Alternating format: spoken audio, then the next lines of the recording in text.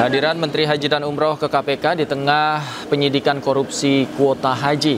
Gus Irfan tak banyak bicara saat ditanya oleh awak media. Meski demikian, KPK menyebut kehadiran Menteri Haji dan Umroh dalam rangka audiensi untuk pencegahan korupsi.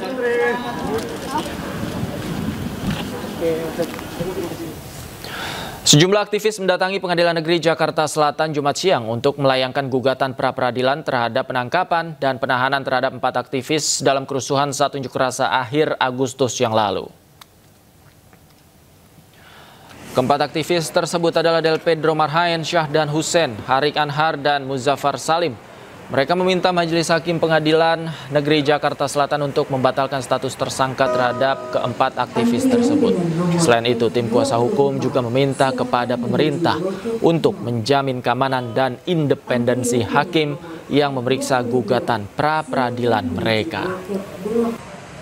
Kami juga meminta kepada pemerintah, termasuk kepada Profesor Yusri Iza Mahendra, agar juga mengawal dan menjamin keamanan independensi terkait dengan hakim yang akan memeriksa nanti, sehingga hakim ini bisa memeriksa dengan objektif dan kemudian berdasarkan fakta-fakta yang akan kami ungkapkan dalam proses peradilan yang akan yang telah kami layangkan pada hari ini.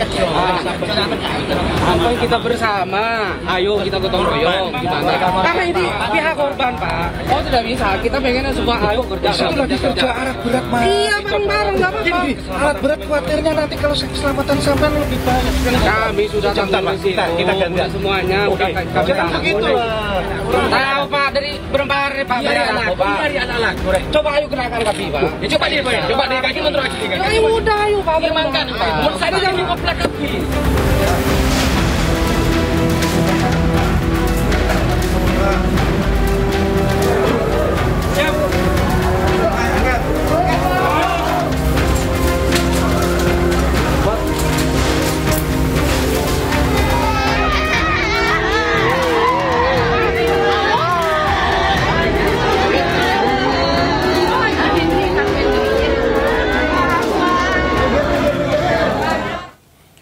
Sejumlah korban luka ambruknya bangunan musola di Pondok Pesantren Al-Khozini masih dirawat di RSUD Notopuro, Sidoarjo.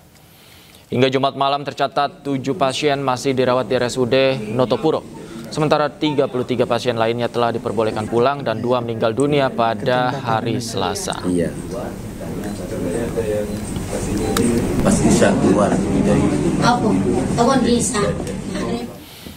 Dan untuk mengetahui informasi selengkapnya, kami telah terhubung dengan jurnalis iNews Hari Tambayong di RSUD Notopuro, Sidoarjo. Selamat malam, Hari. Bagaimana kondisi korban yang saat ini masih dirawat di sana dan apakah ada juga yang kembali menjalani operasi? Ya, selamat malam, Devi dan pemirsa. Di Rumah Sakit Umum Daerah Notopuro, Sidoarjo ini ada sebanyak 7 santri yang saat ini masih dilakukan perawatan secara intensif.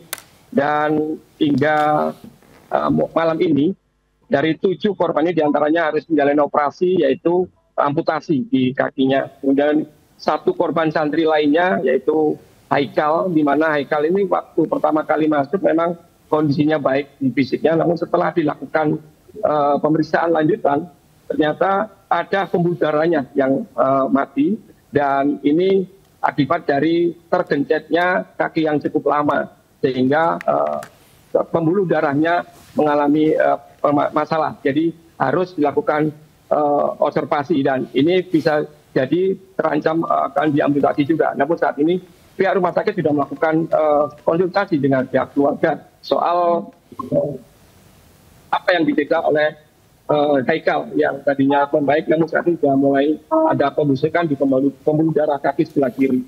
Begitu, tapi juga hingga hari kelima ini tragedi ambruknya bangunan Ponpes Al-Khozini, Sidoarjo, hingga saat ini selain sudah merawat 7 orang yang terkena luka, Rumah Sakit Umum RT Notopuro juga telah melakukan operasi amputasi 2 korban, kemudian atas nama Nur Ahmad menjalani operasi amputasi di bawah reruntuhan bangunan.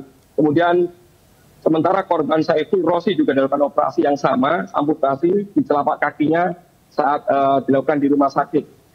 Menurut pihak rumah sakit bahwa ada 1 yang tadinya Haikal itu memang terancam harus dilakukan amputasi, namun pihak rumah sakit masih melakukan observasi apakah bisa nanti dipertahankan dengan pengobatan, dan itu yang disampaikan pihak rumah sakit.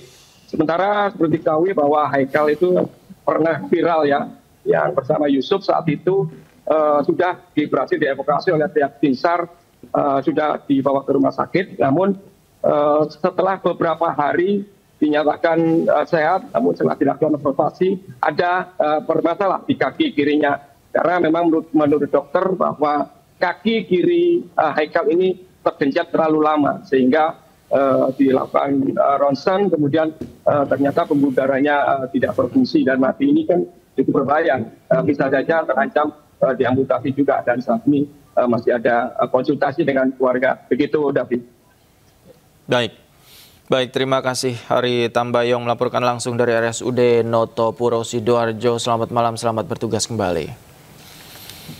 Beralih ke informasi lain, pemirsa, sidang perdana pra-peradilan mantan Menteri Pendidikan, Kebudayaan, Riset, dan Teknologi Nadiem Makarim digelar hari ini. Agenda sidang untuk membuktikan sah atau tidaknya penetapan Nadiem Makarim sebagai tersangka dugaan korupsi proyek laptop Chromebook di Kemendikbud.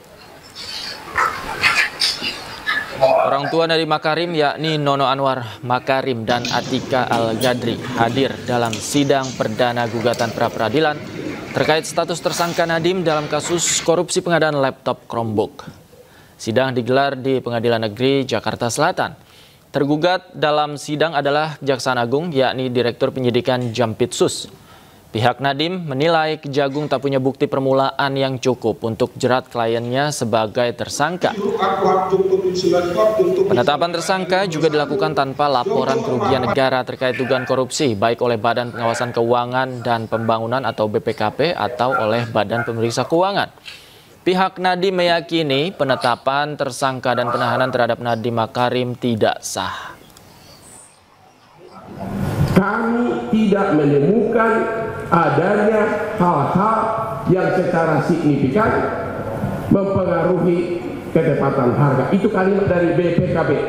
Kami tidak menemukan adanya hal-hal yang secara signifikan mempengaruhi ketetapan harga. Jadi di mana korupsinya? Di mana markupnya kalau negara sudah menyatakan demikian? Ini hasil audit BPKB.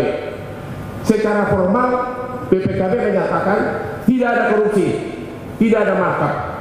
Secara substansi majelis, sebelum dilanjutkan Pak, ya, sebelum dilanjutkan, ya, harap yang dibacakan adalah inti dari ya, ya. Secara substansi majelis, tersangka tidak pernah ditanyakan di pemeriksaan apakah apa dasar perhitungan kerugian negara dan apa buktinya. Tidak pernah ditanyakan. Terima kasih.